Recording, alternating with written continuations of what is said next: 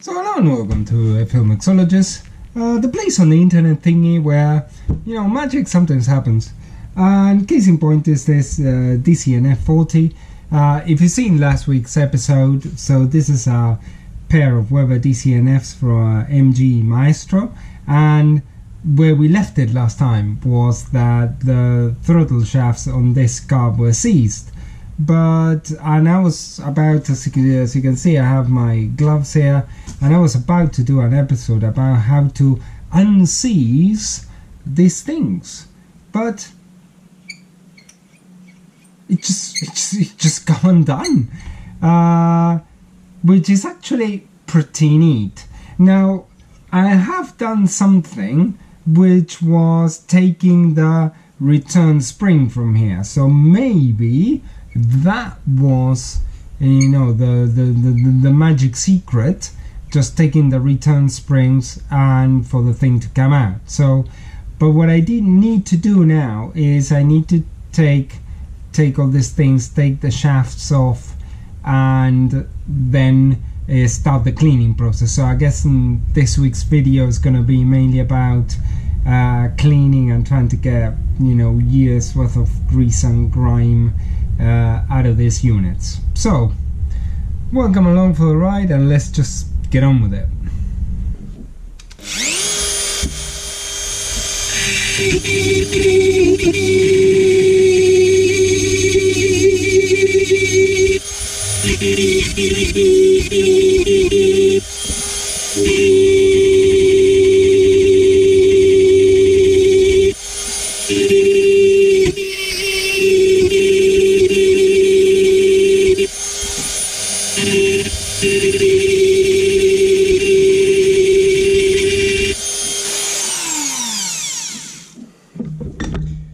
Okay, so now we've finished grinding this bit here. We just need to go on ahead and take the screws off.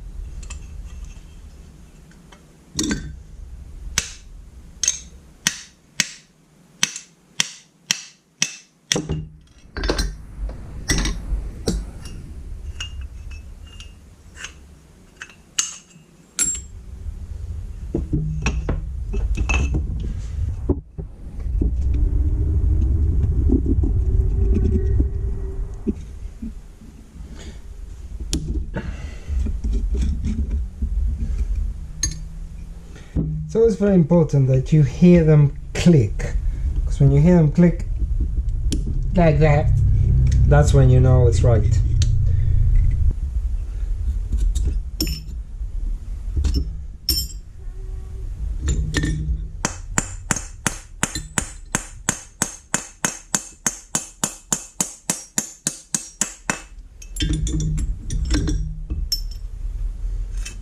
Okay, so now what we're going to do for the cleaning is we're going to let it soak, all of this lovely stuff soak overnight at 50 degrees, and therefore we'll carry on the process tomorrow but for the time being this should be good enough, and it should be nice and soft.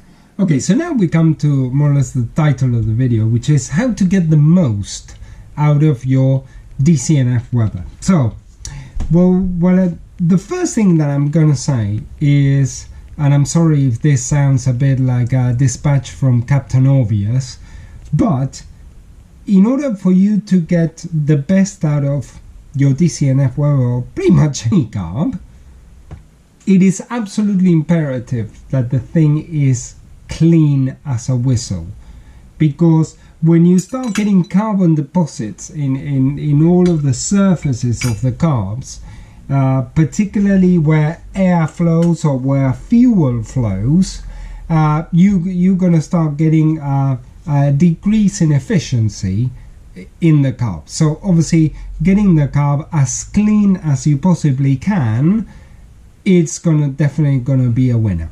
So I'm gonna show you very quickly kind of how we're looking like on the cleanliness front. Okay, as you can see,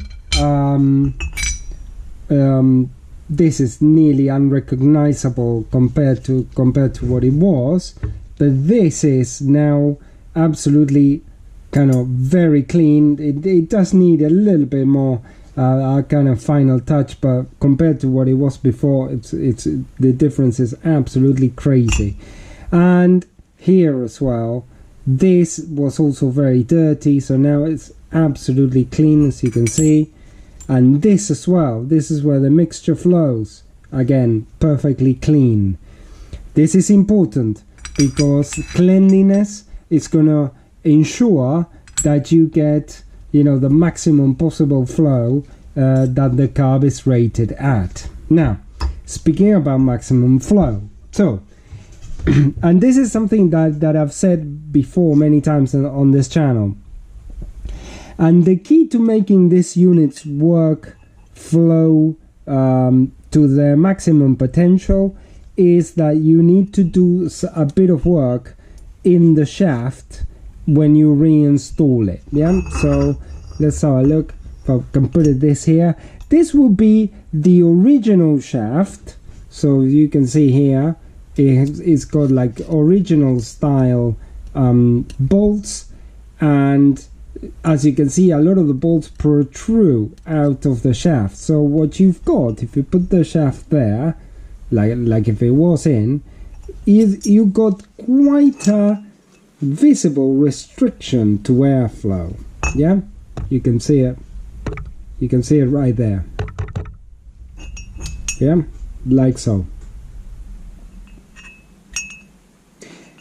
And as you can see in the shaft, you've got this ridge here where the throttle screw just lives. Yeah.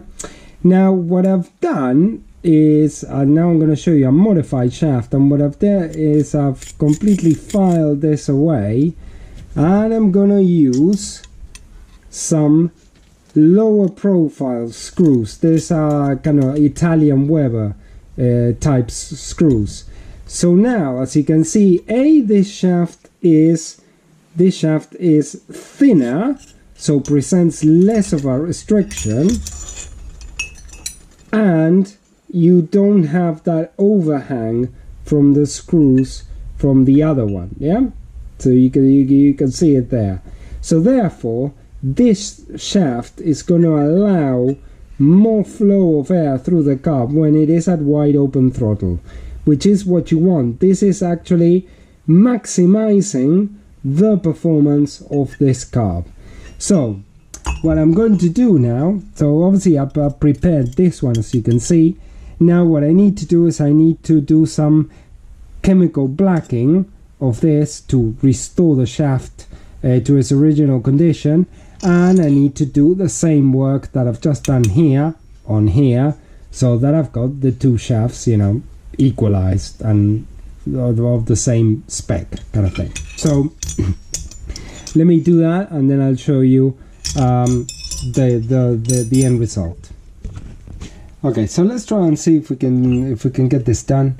So in DCNF Webers, what you've got is you got like a short side and a long side to it. So what you need to do is the long side always goes on the side of the accelerator pump, which is this one. So long side here, and this should be kind of pretty simple. Goes like so. So if you put like this and you put this 78,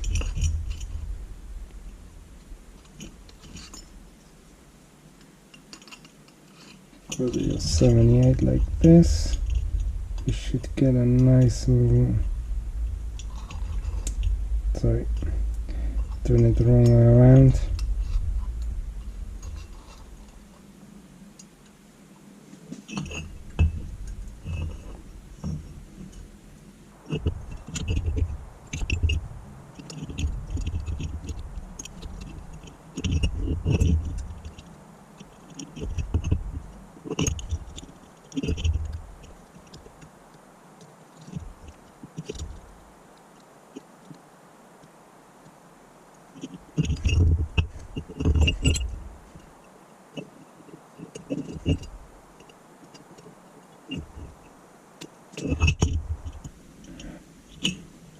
So now that we've got the first plate in, what we need to ensure is that we get a good seal around the edges first of all, and that's gonna be your idle mixture screw that goes there to there, and you've got one progression hole uncovered. So that's going to be something that we're going to have a look in a minute.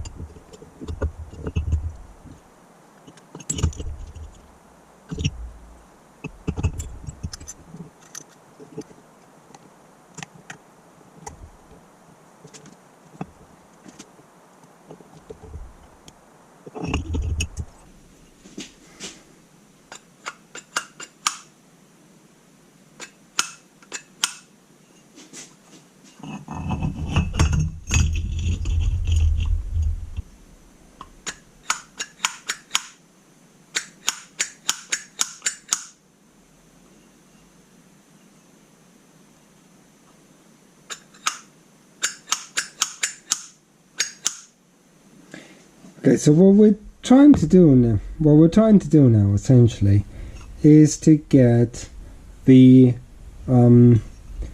progression holes uncovered the same way. So you see here, there and there, this one and this one, they need to be in exactly the same position. So then now you know that this is for this to be correct. So now what I'm going to do is I'm going to start doing the other one.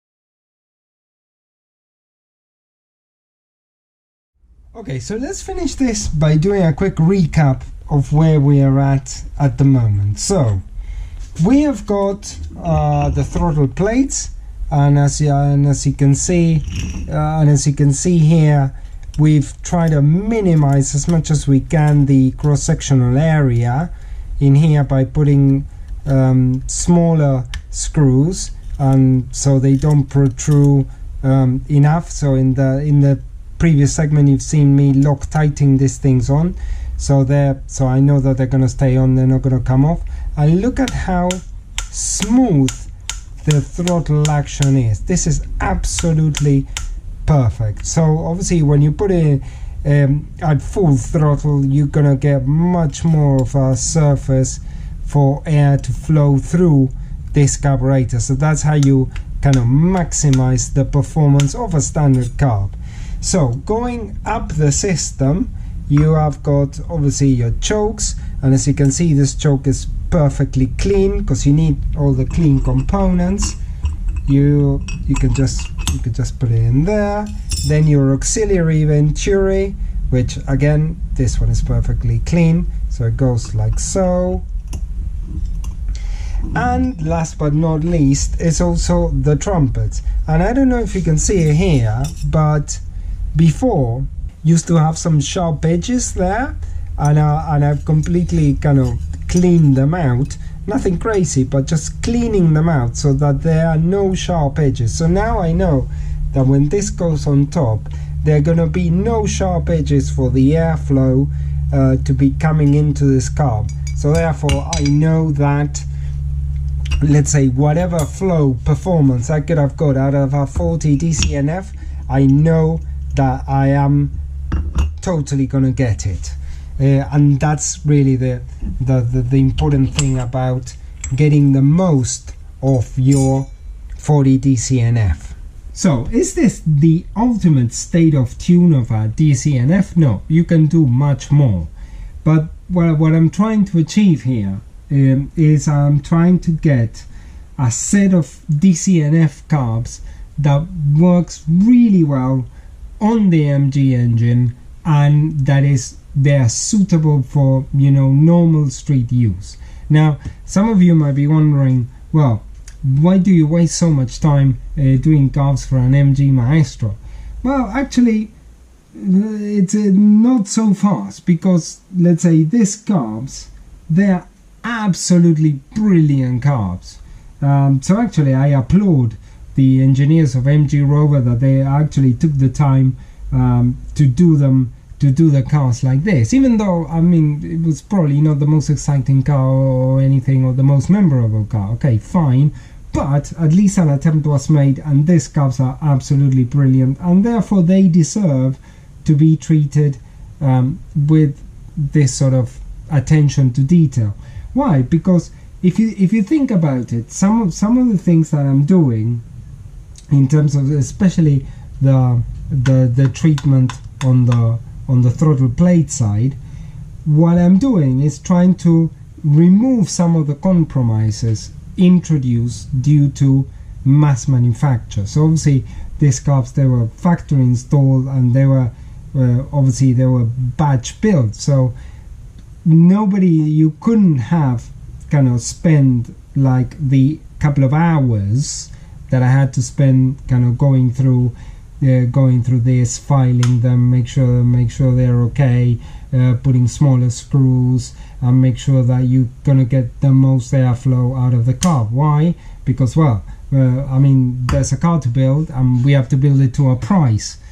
So therefore, when you go through with attention to detail, trying to optimize all of the systems of the car, like I've gone through with these carbs, then you're gonna get really the best possible version of your standard car. Or if you want to, you know, put another cam or anything, that would be another avenue, another option that you can explore. But for the time being, let's close this episode out, and in the next episode what I'm going to be doing is I'm going to be obviously building out the carbs completely, by building them out also on the manifold, because again, what we're trying to achieve here is to have the complete induction set for the MG Maestro. So I want to say thank you very much for watching this episode. If you've got any questions, just put it down in the comments. And thank you very much for watching, and I'll see you on the next episode.